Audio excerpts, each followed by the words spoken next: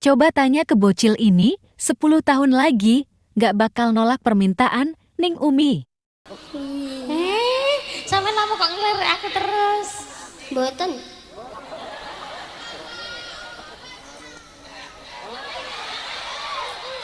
Sampeyan seneng karo aku ta? Mboten.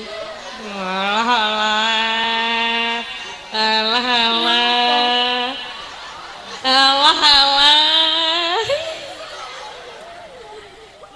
Sampeyan urung sunat to? Empun. Duh.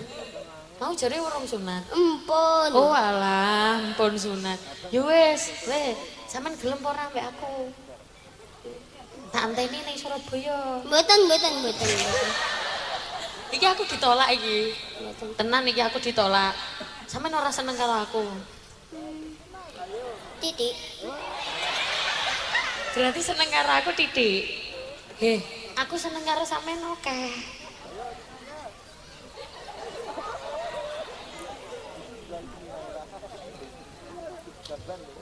Anake Ustaz diunekne. Napa?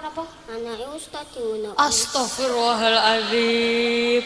Anak Ustad kok dingunukne ya Allah. Nggih Gus ngapunten Gus. Ya Allah Gus.